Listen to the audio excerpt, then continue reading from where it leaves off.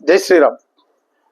భవిష్యత్ తరాల హిందూ నాయకుడు అస్సాం సీఎం హేమంత విశ్వ శర్మ నిన్న ఒక సంచలన ప్రకటన చేశారు. అస్సాం రాష్ట్రంలోని డిబ్రూ జిల్లాలో ఒక శివాలయంపై ఇస్లామిక్ మతమౌఢ్యులు దాడి చేయడంతో వెంటనే హేమంత విశ్వ శర్మ అస్సాం రాష్ట్రంలో ఎక్కడైనా హిందూ దేవాలయంపై దాడి జరిగితే సూటెడ్ సైట్ కనబడితే కాల్చివేత, అంటే హిందూ దేవాలయంపై దాడి జరుగుతుంది అనుకోండి, అక్కడ ఇంకా లాఠీ చార్జీ వాళ్ళని అడ్డుకోవడం లాంటిది ఏమి ఉండదు, వెంటనే కాల్చి పారేయమని ఆదేశాలు జారీ చేశారు.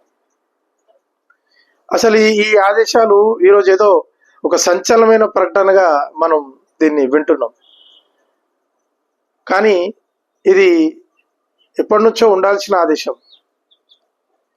హిందువులు ఆరాధించే దేవతామూర్తుల్ని ధ్వంసం చేయడం, హిందువులు పవిత్రంగా భావించి అక్కడ కార్యక్రమాలు నిర్వహించుకునే దేవాలయాలపై దాడులు చేయడం అనేది ఒక మానవ నాగరిక నైజం కాదు. అది ఎవరి ఆరాధ్య పద్ధతినైనా ఎవరైనా గౌరవించాలి, అదొక సహజమైన మానవ గుణంగా ఉండాలి. అంతేగాని మేము మాకు ఇష్టం వచ్చింది చేస్తాం, మేము చెప్పినట్టు బతకాలి, మీరు మా దేవుణ్ణి ఆరాధించాలి, మీ ఇష్టం వచ్చింది మీరు చేయొద్దు అని హిందువులపై ఏ విధంగా అయితే ఈ మత ఛాందసవాదులు హిందూ దేవతా విగ్రహాలపైన దేవాలయాలపైన దాడులు చేసే ఈ పరంపర ఏదైతుందో దీనికి అడ్డుకట్ట పడాలి అని అంటే హేమంత విశ్వ శర్మ లాంటి నాయకత్వం అవసరం. వారిలాగా ఈ విధంగా నిర్ణయాలు తీసుకునే సత్తా హిందుత్వ నాయకుల్లో ఉండాలి. ఎందుకంటే అక్కడేం తప్పు లేదు. నువ్వు హిందూ దేవాలయంపై దాడి జరుగుతుంటే ఇంకా మళ్ళీ అక్కడ లాఠీ చార్జీ ఏంది?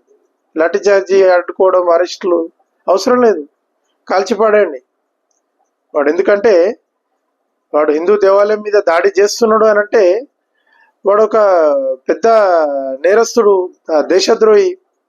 ఈ దేశాన్ని అల్లకల్లోలం చేయడం కోసమే ఆ చర్య చేపట్టిండు.